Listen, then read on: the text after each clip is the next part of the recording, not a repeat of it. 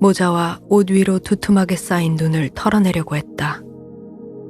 하지만 그는 그렇게 하지 못했다. 그는 멍하고 피곤해지는 것을 느꼈다. 이제 하느님은 그의 바로 앞에 서 계셨다. 그의 밝은 눈은 크게 열려 있고 해처럼 빛나고 있었다. 하느님께서 경고하듯이 말씀하셨다. 한탄하는 게 무슨 소용이 있느냐? 모든 일이 선하고 바르게 이루어져 왔고 그 어떤 것도 다르게 되어서는 안 되었다는 것을 정말 모르겠니? 그래, 넌 지금 신사가 되거나 기술자가 되어 아내와 아이를 갖고 저녁에는 주간지를 읽고 싶은 거냐? 넌 금세 다시 도망쳐 나와 숲속의 여우들 곁에서 자고 새덫을 놓거나 도마뱀을 길들이고 있지 않을까?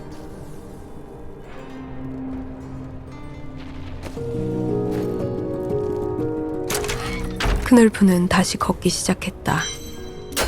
그는 지쳐서 비틀거리면서도 스스로는 아무것도 느끼지 못하고 있었다.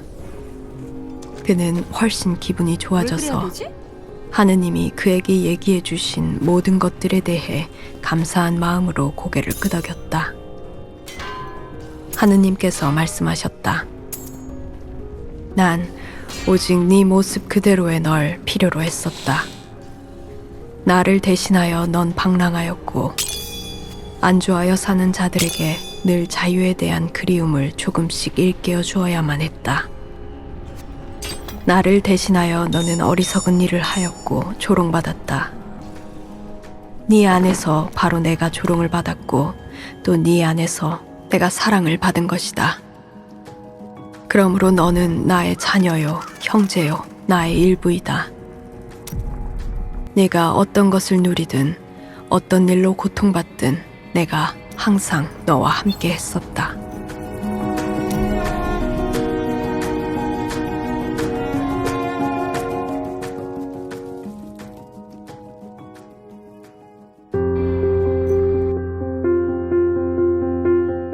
크눌프가 고개를 끄덕였다. 그는 눈 속에 편안하게 누웠다. 그의 지친 사지는 아주 가벼워졌고 열에 들뜬 그의 두 눈은 미소 짓고 있었다. 잠시 잠들기 위해 그가 눈을 감았을 때에도 그는 여전히 하느님의 음성을 들었고 그분의 밝은 두 눈을 보고 있었다. 하느님께서 물으셨다. 이제 더 한탄할 게 없느냐? 크눌프가 고개를 끄덕이며 수줍게 웃었다. 하나님의 음성이 낮아지더니 때로는 어머니의 음성처럼, 때로는 헨리에테의 음성처럼, 때로는 리자베트의 선량하고 부드러운 음성처럼 들려왔다. 크눌프가 한 번 더 눈을 떴을 때는 해가 빛나고 있었는데 그 빛이 너무나 강렬해서 그는 재빨리 눈을 감아야 했다. 그는 자신의 손 위로 눈이 무겁게 쌓여 있는 것을 느꼈고 그것을 털어내려고 했다. 하지만 잠들고 싶다는 의지가 그의 다른 어떤 의지보다도 강렬해지고 있었다.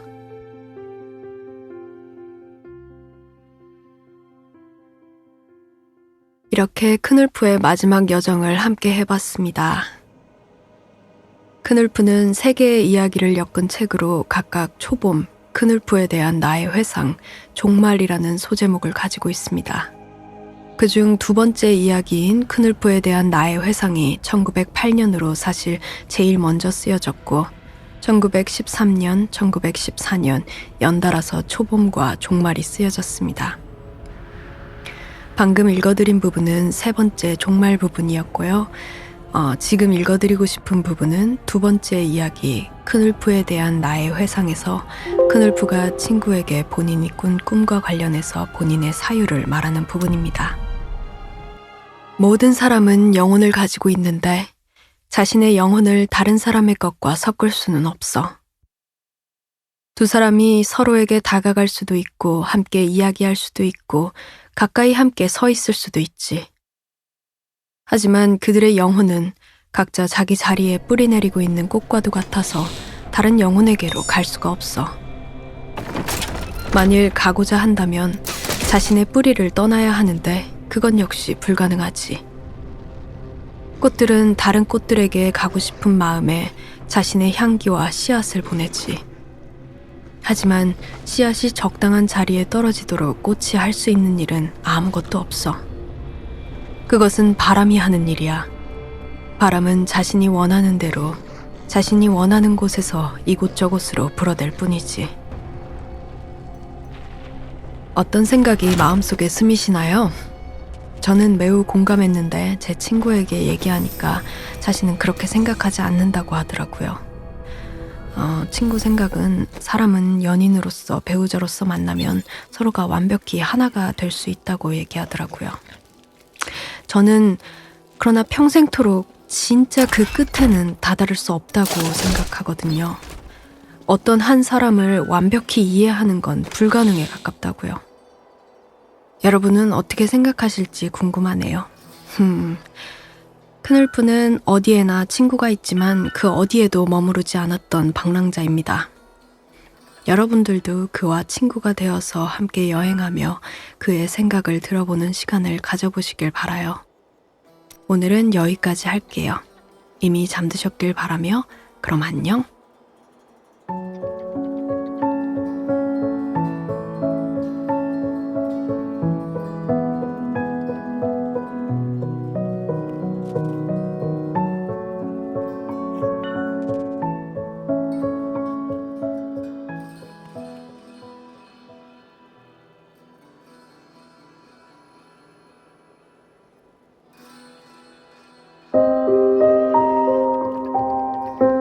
삼 층으로 된 흰색 별장 뒤편으로 넓은 정원이 보입니다. 꽃들이 만발한 오솔길이 과일나무 울타리를 따라 나 있고 두꺼운 장막처럼 펼쳐진 월계수들과 나무 몇 그루가 바닷바람을 막아주고 있네요. 그리고 채소밭 한 구석에는 조그만 비밀의 문이 나 있는데요. 비밀의 문을 열고 들어서면 또 하나의 정원이 펼쳐집니다. 수풀이 우거진 아름다운 이 정원에서는 수많은 이야기가 오가고 전하지 못한 진심과 사랑이 나비처럼 사뿐사뿐 나부낍니다. 그때 어디선가 이런 소리가 들려오네요. 좁은 문으로 들어가라.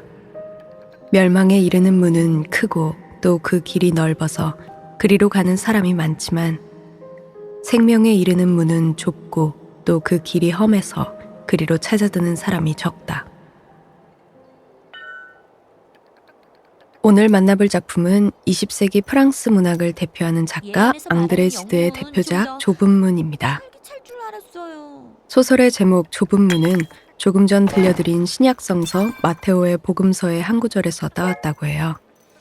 사촌지간이자 연인관계인 두 남녀의 정신적인 고투와 엇갈림의 과정을 섬세하게 표현해낸 이 소설은 순수함과 관능적 천성 사이에서 고뇌하는 모습을 생생하게 담아냈다고 하여 앙드레지드의 가장 완벽한 문학적 성취라고 평가되는 작품이기도 합니다. 실제로 앙드레지드는 1895년 어릴 적부터 흠모해오던 연상의 외사촌 누이 마들렌과 결혼을 했으나 그들의 결혼 생활은 오로지 정신적인 관계에 국한된 것이었다고 해요. 결혼 후에도 그녀를 숭고하게 생각해 순결을 지켰고 그의 아내인 마들렌은 평생 처녀로 지냈다고 합니다. 그런데 마들렌을 충격으로 빠뜨리는 사건이 생깁니다. 바로 1916년 앙드레지드가 자신의 집안과 절친한 목사의 아들이자 30세 연하의 16살 소년 마르크 알레그레와 동성애를 시작했던 것이죠. 이후 두 사람의 관계를 알게 된 마들렌은 분노와 충격으로 지드와 주고받은 수많은 편지들을 모두 태워버리며 결혼 생활에 파국을 맞았다고 전해집니다. 실제로 좁은 문에는 소설 속 주인공 제롬이 그가 사랑하는 알리사와 주고받은 편지들이 그대로 실려 있는데 이는 실제 마들렌이 앙드레지드에게 보낸 편지를 참조했다고 합니다. 그럼 비밀스럽고도 좁은 문 안으로 함께 들어가 볼까요?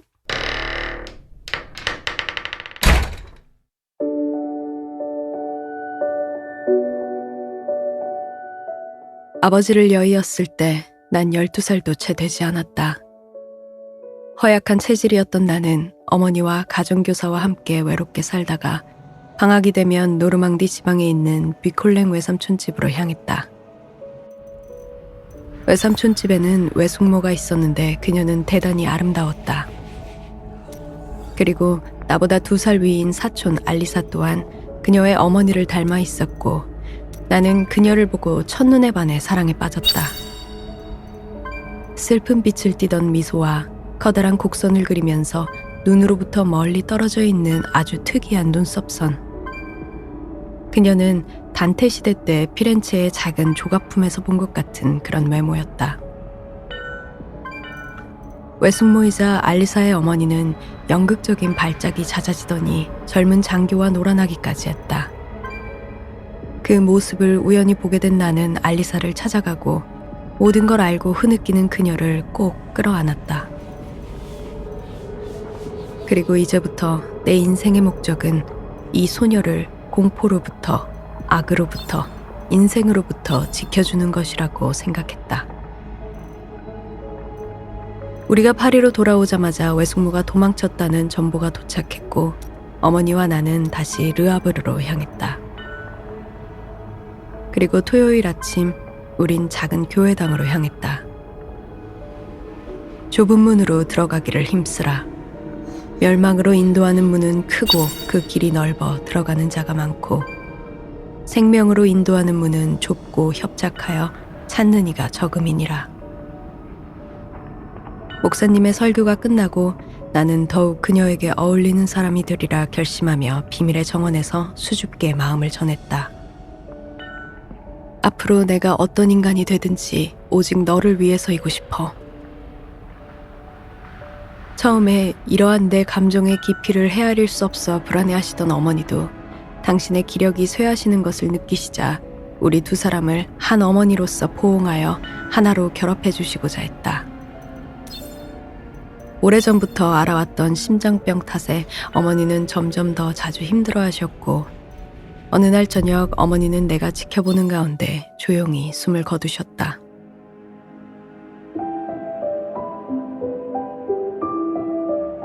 며칠 후 시작된 부활절 방학을 나는 르아브르에서 보냈다. 그의 여름은 찬란했다. 우리의 열정은 불행도 어머니의 죽음도 이겨냈다. 새 물건을 몇 점... 아주 늦은 시간까지 자지 않던 알리사에 비해 아침 일찍 일어나는 그녀의 동생 줄리에트는 나와 함께 정원으로 내려가곤 했다. 나는 줄리에트에게 끊임없이 우리의 사랑 얘기를 들려주었고 알리사 앞에서는 소심하고 거북해서 말할 엄두도 못 내던 나의 벅차오르는 사랑을 줄리에트에게는 다 털어놓았다. 그렇게 방학이 끝나가던 어느 날 정원을 산책하던 아침 알리사가 나에게 말했다. 슬픈 꿈을 꿨어.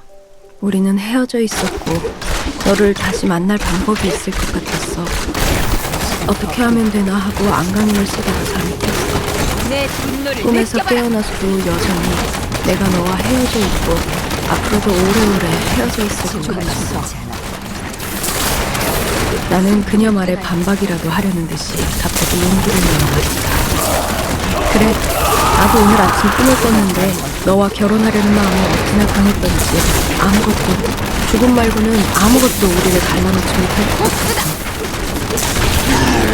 넌 죽음이 우리를 갈라놓을 수 있을 거라고 생각하니?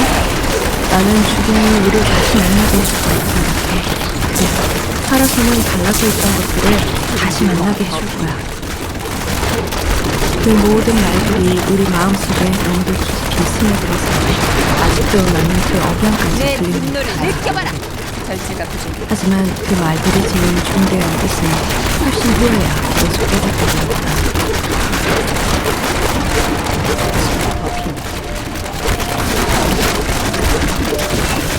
방학이 끝나고 내가 떠나기 전날 슬퍼하던 알리사는 다음번에 나를 일으키며 내게 꼭 편지를 하겠다고 약속했다. 사랑하는 서로, 네가 제의한 야순이란 것에 대해 많이 생각해봤어. 나는 너에 비해 나이가 너무 많다는 게 걱정이 돼. 아마 너는 여태까지 다른 여자들을 만날 기회가 없었으니까 아직은 하지만 내 생각은 널 기다려. 나중에 내가 너에게 나를 맡긴 후 네 마음에 들지 못하는 걸 알게 되면 나는 불안해질 거야. 너의 합리가 들리는 것 같아. 하지만 난 네가 세상 경험을 좀 더 할 때까지 기다려달라고 부탁하는 거야.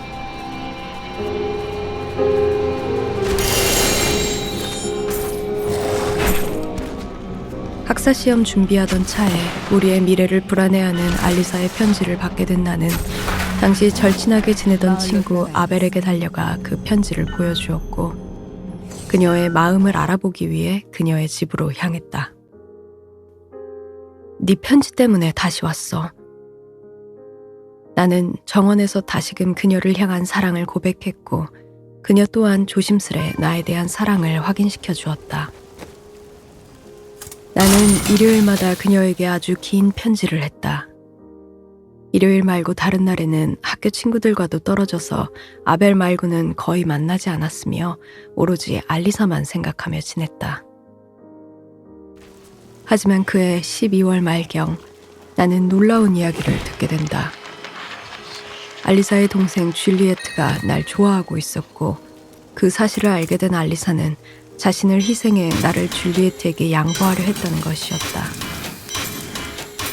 얼마 안 되어 나는 이모를 통해 줄리에트가 다른 남자와 약혼한다는 것을 알게 되었다. 짐작했던 대로 알리사는 그 약혼이 당장 파기되기를 바랐으나 줄리에트 자신은 가능한 한 빨리 정식으로 공표되도록 당부했다는 것이었다.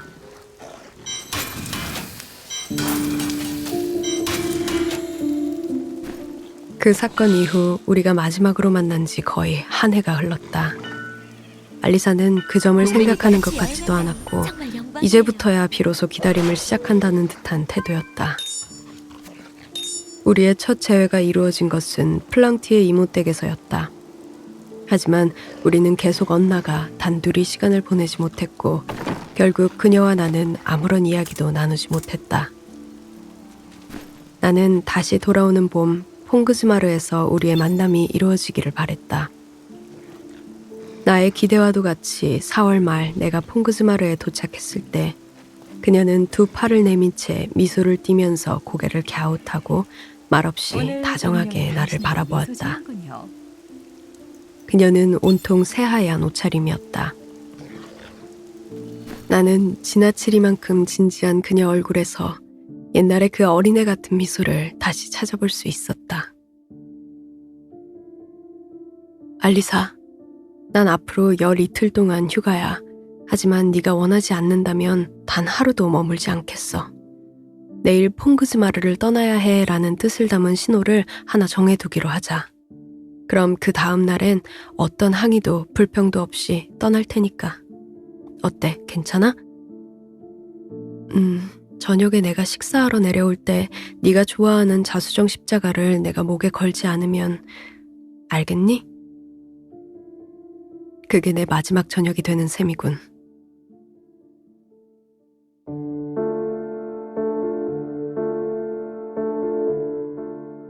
마지막 저녁이 찾아왔다. 알리사는 그 작은 자수정 보석을 목에 걸지 않고 나타났다. 나는 충실하게 약속을 지켜 다음날 새벽 그곳을 떠났다. 3년의 세월이 흐른 뒤 나는 다시 한번 알리사를 만났다. 그녀는 놀랄 정도로 변해 있었다. 야위고 파리해진 그녀 모습이 너무도 내 가슴을 아프게 죄어왔다. 우리는 정원의 끝 벤치까지 와서 나란히 앉았다. 그리고 얼마 동안 우리 대화는 줄곧 평범한 소식을 주고받는 것으로 이어졌다. 제롬, 이건 내 자수정 십자가야. 오래전부터 너에게 주고 싶어서 사흘 전부터 저녁마다 가지고 나왔어. 나에 대한 추억으로 네가 간직했다가 네 딸에게 줘. 나는 내가 널 무척이나 사랑했다는 걸 잊지 않기를 바랄 뿐이야. 그리고 어쩌면 네가 그 애에게 내 이름을 붙여줄 수도 있을 거라고 생각했어. 그녀는 목이 메어 말을 멈췄다. 그리고 나를 돌아보며 말했다. 잘 가, 내 사랑. 이제부터 시작되는 거야. 더 좋은 것이.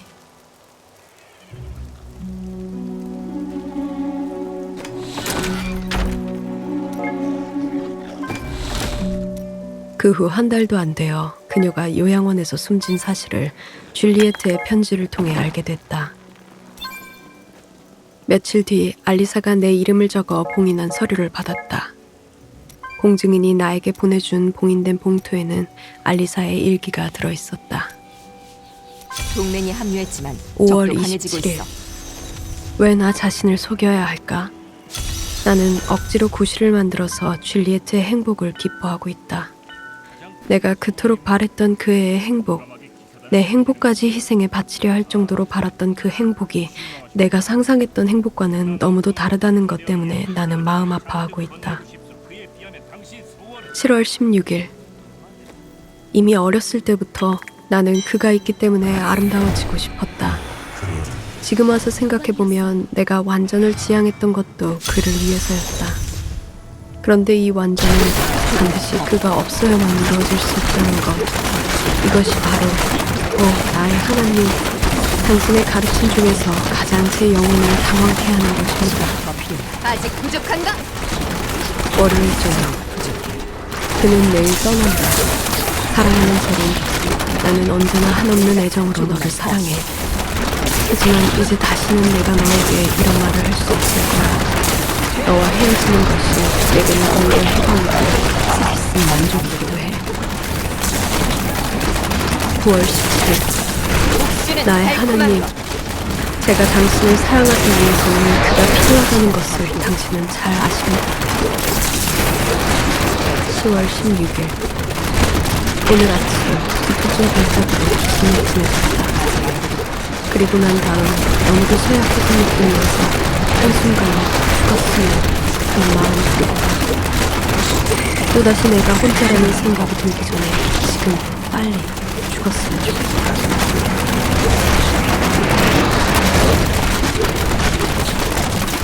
지난해 나는 줄리에트를 다시 만났다. 알리사의 죽음을 알려준 그녀의 마지막 편지를 받은 뒤 10년이 넘는 세월이었다. 나에 대한 질문을 퍼부은 그녀가 언제까지 결혼하지 않을 것이냐고 물었을 때 난 이렇게 대답했다. 많은 것들을 잊어버릴 때까지.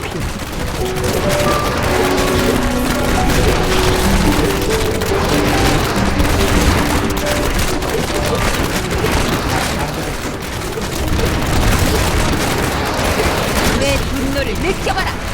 네, 여러분.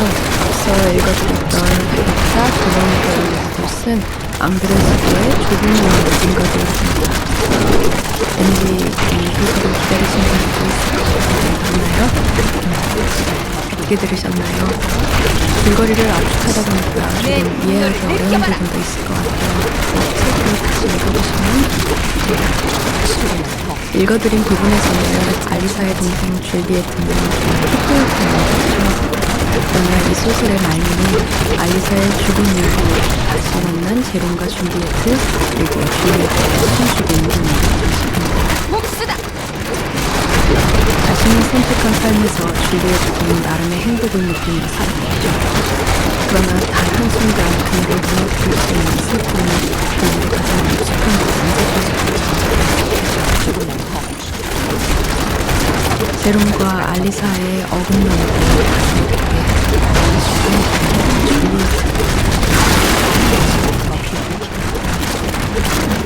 앙드레스의 소설인 신화 이렇게 당신이 주로 키웠던 것 같아요. 본인이 맞다고 생각하는 옳다고 믿는 삶, 그 선택지들이 그래서 옳았는가, 그래서 행복한가, 절대 쉽게 판단 내릴 수 없는 것들에 대해서 계속해서 이야기하는 것 같아요. 좁은 문을 읽으며 사랑에 대해서 또 한 번 생각해보게 됩니다. 있는 그대로 사랑을 받아들이고 그 안에서 서로를 끌어안고 살아갈 수 있다는 것이 얼마나 큰 기적인지. 동맹이 떠났지만 적도 약해지고 여러분, 있고. 제대로 사랑하고 삽시다. 이 고정문학의 시대들보다 꽤 좋은 시대에 살고 있지 않습니까? 네, 어떻게 생각하십니까? 그럼 이미 잠드셨길 바라며 인사드릴게요. 안녕.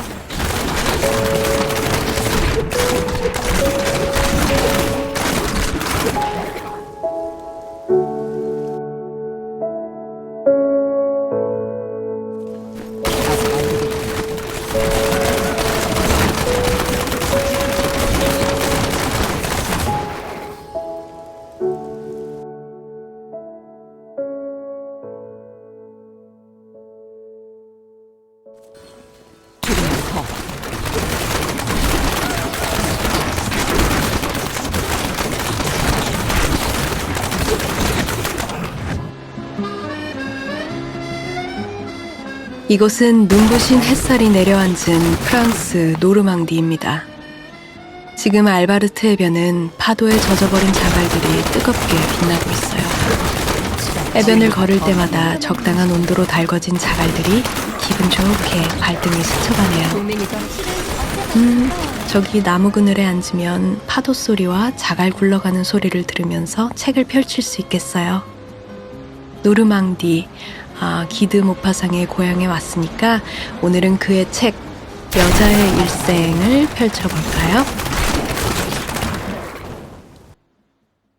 톨스토이가 모파상에게 보낸 헌사가 있습니다. 그는 다른 사람들이 보지 못하는 방식으로 사물을 보는 재능이 있다. 그는 말하고자 하는 것을 단순하게, 명쾌하게, 그리고 아름답게 표현할 수 있는 문체를 갖고 있다. 프랑스 소설을 좋아했던 독일 철학자 니체도 그중 단 한 명의 천재를 고르라면 그 이름은 모파상이라고 말했는데요. 프랑스 노르망디 해안에서 태어난 모파상은 26살 때 비계덩어리를 발표하면서 문단의 주목을 받기 시작했고 여자의 일생으로 세계적인 문학가 반열에 올랐죠. 하지만 그 무렵 그는 안질로 고생을 했다고 해요. 눈병 같은 건가 보죠? 신경장애와 편두통에 시달렸던 모파상은 거미가 나를 습격한다면서 여름철에도 창문을 꼭꼭 걸어 잠궜고 나는 신에게 검은 매독을 전염시켜 죽일 테다며 악을 쓰기도 했다는데요. 모파상은 결국 1892년 1월 1일 밤 자살을 시도했다가 큰 상처를 입고 정신병원에 입원하게 됩니다. 그 안에서 43살의 나이로 숨을 거두게 되죠. 모파상의 여러 작품들 중에서 특히 여자의 일생은 생애의 슬픔에 마주하게 되는 작품인데요. 그럼 여자의 일생, 그 주인공 잔느의 삶을 함께 펼쳐볼까요?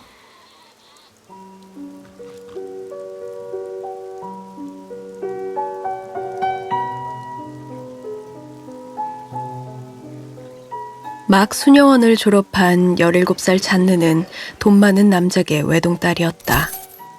그녀는 자신에게 앞으로 행복한 날들만 펼쳐질 거라고 믿었고 얼마 지나지 않아 용모가 수려한 젊은 귀족 줄리앵을 만나게 된다. 두 사람은 지는 노을을 보며 자주 저녁 산책을 했다. 잔느는 그를 사랑하기 시작한 것 같았다. 그와 시선이 마주치면 얼굴이 빨개졌다 창백해졌다 했으며 그의 목소리를 들으면 전율이 일었다. 그리고 두 사람이 울창한 오솔길을 걷던 때에 줄리앵이 잔느의 두 손을 잡고 말했다. 제 아내가 되어 주시겠습니까? 그녀는 그렇게 꿈꾸던 결혼을 하게 됐다. 하지만 결혼 첫날부터 그녀의 삶은 순탄치 않았다. 결혼식이 끝날 무렵 하객들의 수군거림을 듣고 잔느의 가족들은 줄리앵이 자신의 신분에 대해 거짓말을 했으며 무일푼 가난뱅이라는 사실을 알게 됐다. 절망적인 결혼식이 끝나고 그들은 신혼여행을 떠났다. 저녁 무렵 줄리앵이 그녀에게 물었다. 당신 어머니가 그 지갑 안에 얼마를 넣어주었지? 잔느가 지갑을 열어 그 말을 세었다. 2000프랑이었다. 동맹이 합류했지만 짐을 챙기던 적도 강해지고 줄리앵이 나지막하게 아내에게 물었다. 심부름꾼에게는 20수만 주면 충분하겠지? 한 2주일 동안 그는 늘 똑같은 질문을 해대며 잔느를 괴롭혔다. 그는 호텔 지배인과 보이들, 마차꾼들, 각종 장사꾼들과 말다툼을 벌였다. 그렇게 조금이라도 값을 깎고 나면 손을 비비면서 잔느에게 말하는 것이었다. 나는 속는 것은 질색이란 말이야.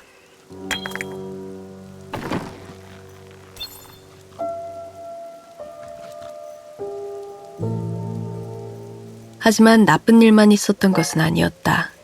아주 작은 샘에 이르렀을 때 갑자기 햇살이 환하게 쏟아졌다. 진주알 같은 물방울들이 그들의 머리칼에서 반짝였다.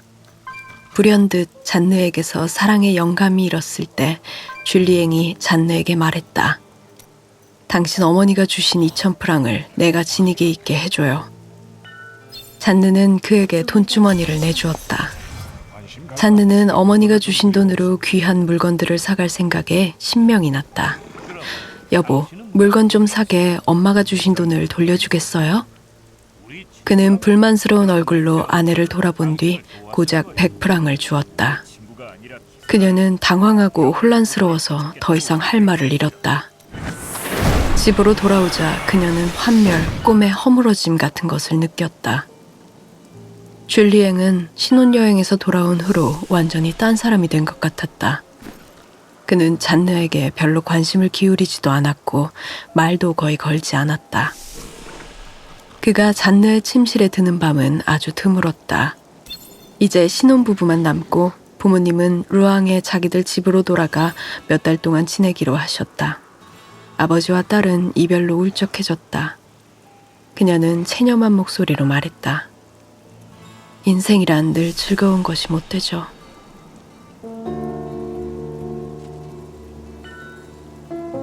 다음 날 아버지와 어머니가 떠나자 잔느와 줄리앵, 하녀 로잘리만이 남게 되었다. 어느 아침나절 잔느는 자기 방 난로가에서 가만히 발을 쬐고 로잘리는 천천히 침대 정리를 하고 있었다. 그런데 갑자기 로잘리가 비명을 지르더니 사타구니에 달라붙은 옷 아래에서 무언가가 꿈틀거렸다. 어린애가 태어난 것이다. 소식을 전해 들은 줄리앵은 집안에 사생활을 놔둘 수 없다며 로잘리를 쫓아내라고 화를 냈다. 절대로 안 돼요. 동료들이 로잘리는 일을 내 마치기 전에 동생이에요. 함께할 수 우리는 없겠어. 함께 자랐어요. 잔느는 매일 그녀의 방에 가보았고 로잘리는 잔느의 얼굴을 보면 오열을 터뜨렸다. 동료들이 일을 잔느는 마치기 전에 로잘리에게 함께할 아기 수 아빠가 없겠어. 누구인지 털어놓으라고 설득했다. 아기 아빠와 결혼하면 더 이상 문제가 되지 않을 거라고 위로도 했다. 하지만 로잘리는 입을 열지 않았다. 그 무렵 줄리앵은 신혼여행에서 돌아온 이후 잊고 있던 부부 생활의 습관을 되찾아서 아내의 방문턱을 자주 넘었다. 그래서 잔느는 막연한 희망에 매달리며 쾌활함을 되찾았다. 얼마 후 잔느는 어떤 음식을 봐도 구역질이 나서 아무것도 먹을 수가 없었다. 몸 상태가 좋지 않자 그녀는 남편의 입술에 키스하면서 혼자 자게 해달라고 부탁했다. 줄리앵은 잔느가 좋을 대로 하라며 고집하지 않았다.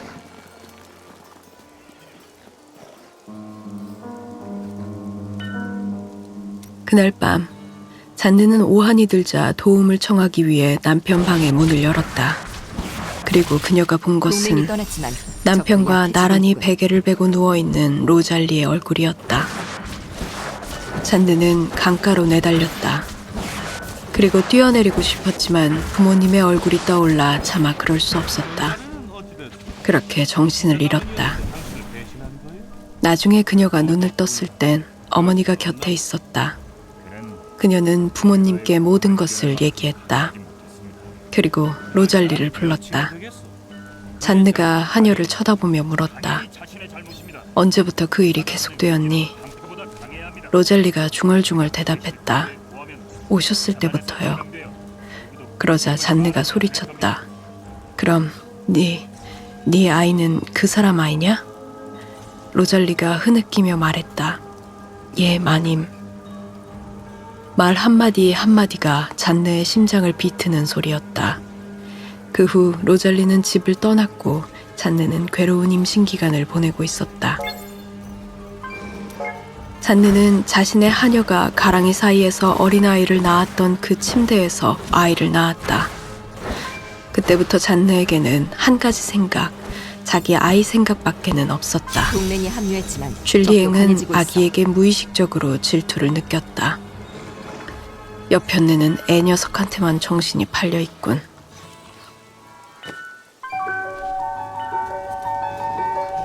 잔느가 완전히 회복하자 그들 부부는 이웃인 푸르빌가와 자주 왕래를 하게 됐다. 푸르빌가의 백작 부인은 잔느를 소꿉동무라도 되는 것처럼 다정하게 대했다. 하지만 잔느는 알고 있었다. 줄리앵의 다시 시작된 멋부리기, 차분해진 그의 기분, 그리고 백작 부인의 과장된 교태. 둘은 바람이 난 것이다. 잔느는 질투심도 증오감도 들지 않았다. 경멸감만 들 뿐이었다. 그녀는 줄리앵 생각은 거의 하지 않았다. 얼마 후 부모님이 집에 오신 날 잔느는 어머니의 모습을 보고 큰 충격을 받았다. 어머니는 겨울이 지나는 6개월 동안에 10년은 늙어버린 것 같았다. 그 밤 줄리앵이 아내에게 말했다. 당신 어머니 엉망이신데 갈 때까지 간 것 같아. 그러자 잔느는 울려가기 시작했다. 그리고 며칠 후 어머니가 돌아가셨다. 뒤이어 온 나날은 몹시 서글픈 시간이었다. 얼마 후 아버지는 떠나가셨다. 아무런 슬픔에서 벗어날 필요가 있었던 것이다. 줄리엔의 사랑은 다른 곳에 가 있었고 잔느도 그걸 알고 있었다. 바람이 심하게 부는 어느 날 잔느가 난로가에서 책을 읽는데 푸르빌 백작이 걸어오는 게 보였다. 잔느가 그를 맞으러 내려가자 그가 험상궂은 눈동자를 사방으로 굴리며 말했다. 제 집사람이 여기 와있죠. 잔느가 오늘은 만나지 못했다고 답하자 그는 두 다리가 부러진 것처럼 털썩 주저앉았다. 근데 당신 남편이, 당신도 역시. 그리고 그는 서쪽으로 달아났다. 그녀는 두려움으로 가슴을 떨며 생각했다. 그가 두 사람이 바람피는 것을 다 알고 있구나.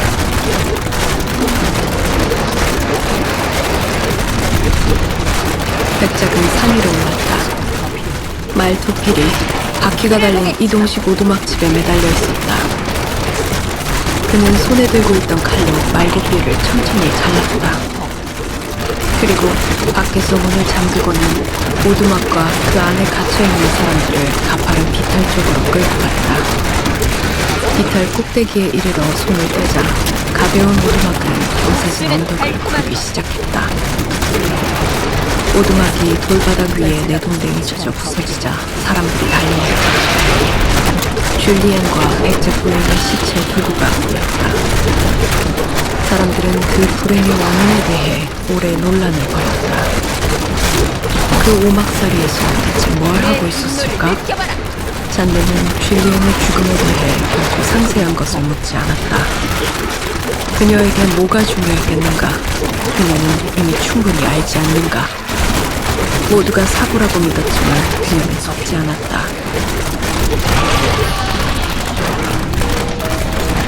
잔느는 아들에게만 모든 것을 바쳤다.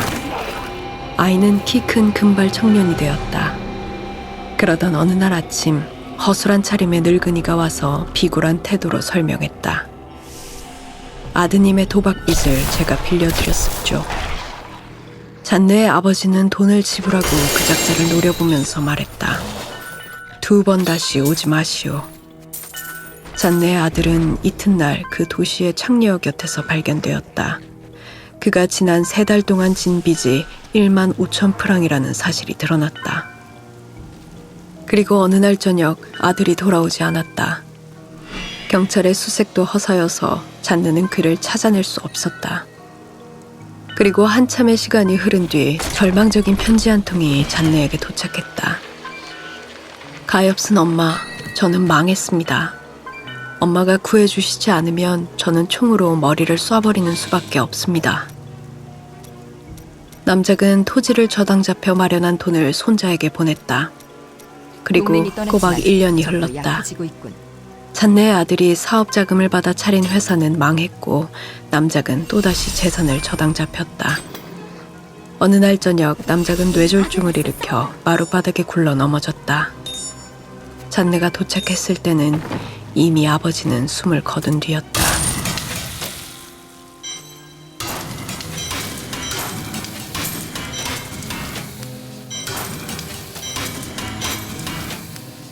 아들은 이 소식을 듣고도 찾아오지 않았다. 홀로 남은 잔느가 피로와 괴로움에 짓눌려 기진맥진한 상태로 잠이 들었다가 한밤중에 깼다. 한 여자가 안락의자에서 자고 있었다. 저 여자가 누구인가? 잔느는 그녀를 알아볼 수 없었다. 불쌍한 주인님, 잔느 아씨, 가여운 마님, 저를 못 알아보시겠어요? 그러자 잔느가 로잘리, 너로구나 하고 소리쳤다. 두 여자는 상념에 잠겨 입을 다물었다. 마침내 잔느가 떠듬떠듬 물었다. 그래도 너는 행복하게 살았니? 로잘리는 너무나 괴로운 어떤 추억을 되살리는 것이 두려워 주저하다가 머뭇거리며 대답했다. 예, 그렇죠. 늘 마음 아팠던 한 가지 일은 여기에 남아있지 못했던 거죠. 로잘리는 잔느를 보살폈고 재무적인 문제도 해결했다. 그리고 어느 날 잔느의 아들이 아내가 딸아이를 낳고 죽어간다며 도움을 요청하는 편지를 보냈다. 허약해진 잔느 대신 로잘리가 아들이 있는 곳으로 가서 아기를 데리고 왔다. 도련님은 장례가 끝나는 대로 올 거예요. 잔느는 포대기를 벗겨 아직 보지 못한 아기의 얼굴을 보았다. 자기 아들의 딸이었다. 밝은 빛에 놀란 연약한 생명이 입을 오물거리며 파란 눈을 떴다. 잔느는 아기를 꼭 끌어안고 품속에 들어올려 키스를 퍼붓기 시작했다. 그리고 그녀는 아마도 자기 자신의 생각에 회답하는 것처럼 이렇게 덧붙였다. 인생이란 사람들이 생각하는 것만큼 그렇게 좋은 것도 그렇게 나쁜 것도 아니야.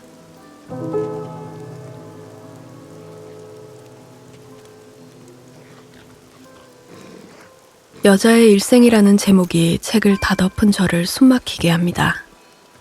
이 책은 1883년에 출간되었습니다. 그러므로 그 시대의 여자의 일생이겠지요. 1990년에 태어난 저는 완전히 다른 세상에 살고 있음에도 그녀의 삶을 흐르는 수많은 포기들과 함께 염세주의에 빠지게 됩니다. 아, 인생은 이런 거구나. 내가 상상했던 것과 조금은, 아니 많이 다르지만 어쩌겠어. 이것이 인생인걸. 실제 사회로 나와 크고 작은 불행들을 마주하며 현실의 무언가 혹은 내 이상의 무언가를 포기하고 우리는 어른이 되죠. 제목 때문에 사실 손이 조금 안 갔던 소설 중 하나였는데 의외로 재밌게 읽었습니다. 전반적으로 당황스러운 사건들, 암울한 이야기들 사이사이에 유려하게 아름다운 자연에 대한 묘사, 또 그 모든 불행을 찢으며 종종 잔느를 찾아오는 어떤 찬란한 순간들을 읽으며 모파상의 인생을 바라보는 시선을 읽을 수 있었습니다. 잔느가 엄마의 시신을 바라보는 장면을 읽어드릴까 합니다. 잔느는 줄인 듯이 어머니를 쳐다보았다. 먼 어린 소녀 시절의 밑바닥에서부터 추억이 때를 지어 몰려왔다. 수녀원 면회실로 어머니가 찾아오시던 일들, 과자가 가득 든 종이봉지를 내미시던 어머니의 모습, 수많은 자질구레한 일들과 사소한 사실들, 정다운 애정 표현, 말씨, 억양, 친숙한 몸짓, 웃으실 때 눈가의 주름살, 자리에 앉고 난 다음에 헐떡이는 큰 숨소리 등 모든 것이 잔느의 기억 속에 떠올랐다. 그녀는 자리에 앉아 물끄러미 어머니를 쳐다보며 몽롱한 정신 상태에서 어머니가 돌아가셨다 하고 되뇌었다. 이방인의 첫 문장이 생각나네요. 책을 읽으시면 아실 텐데 이 감상적인 순간을 모파상은 직후에 바로 산산조각 내어버립니다. 공감과 낯설음, 세상에 조금 발붙이나 했는데 바로 이방인으로 몰아세우는 이야기꾼의 걸작. 여러분들도 꼭 텍스트로 만나보시기를 권합니다. 그럼 저는 여기서 인사드릴게요. 이미 잠드셨길 바라요.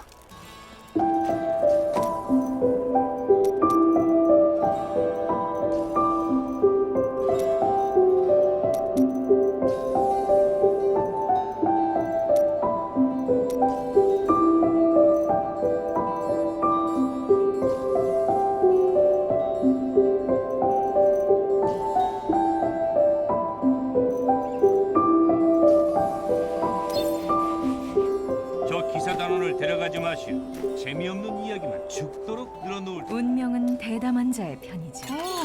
괜찮은데요?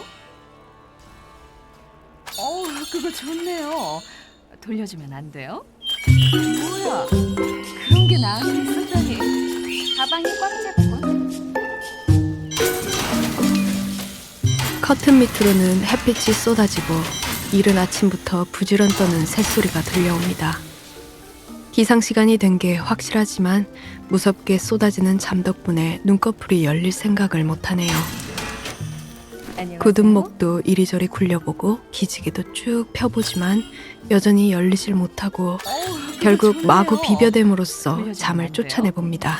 공짜나 다름없네요. 그런데 이상한 느낌이 잠 대신 쏟아집니다. 아직은 살 수 없어. 더듬더듬 얼굴을 확인해보니 허전하네요. 있어야 할 무언가가 없습니다. 코가 사라졌어요. 오늘 우리가 만나볼 이야기는 니콜라이 고골이 러시아